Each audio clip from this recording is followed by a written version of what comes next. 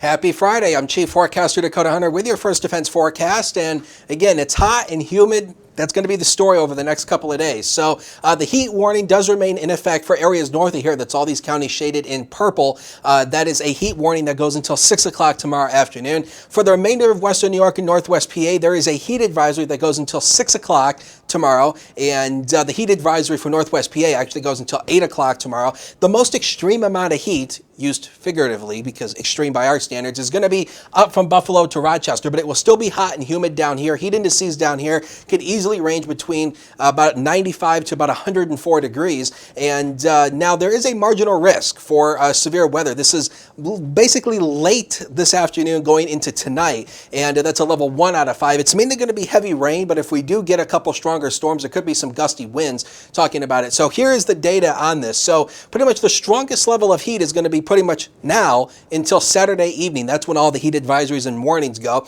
The actual air temperatures will range 84 to 94, or that's 85 is actually going to be right near the immediate Lake Erie shoreline. We have a lake breeze coming off Lake Erie, so the Lake Erie shoreline will stay cooler. That'll be the place to be. Otherwise, once you work inland, spiking into the lower to mid 90s, and then when you add the humidity into effect, the heat indices will range from 94 to 103 down across the southern tier in northwest PA, and then once you work up into Buffalo and Rochester, up to about 110 heat index. And of course, you know this limit outdoor exposure when it's this hot and humid. You know all that. And speaking about a heat wave, this is technically how we define it in two different ways. A heat wave pretty much varies per location and area. So pretty much how most operational forecasters define it is 3 consecutive days of 90 or above, but the more, I guess, scientific definition is 5 consecutive days of 9 degrees above your average high. So for us, a heat wave would be 89 degrees plus for 5 days in a row.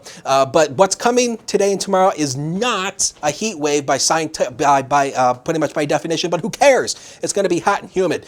Today, scattered afternoon showers and storms. We have so much humidity, you can bag it up and give it to your family for Christmas. I mean, that's how much humidity we have. And with that amount of humidity, scattered afternoon showers and storms will pop through the afternoon in random nature. Now tonight, a front moves our way, so the better chance for more widespread activity. That's why we have the marginal risk pretty much for the entire region. Again, mainly heavy rain, but some gusty winds are definitely possible. Tomorrow, we start dry, and here we go again. So much humidity, it's going to fuel pop-up showers and storms again. You know how these work? They pop up and fall apart at random times through the day. Not everybody's going to get a storm, but the ones who do, it could be a downpour. Again, these are some of the heat index values. Again, this is this afternoon, so 97 degrees peak heat index around Jamestown, maybe 101 in Dunkirk, 95 in Erie, 95 in Warren, about 101 up in Rochester. And then tomorrow, we think we're not going to have as much cloud cover as we do today. So tomorrow, we think we have a good shot of hitting 90, plus some of the higher heat index values. So 99 Jamestown, 96 Dunkirk, also in Erie, maybe 100 in Warren. Maybe Warren may actually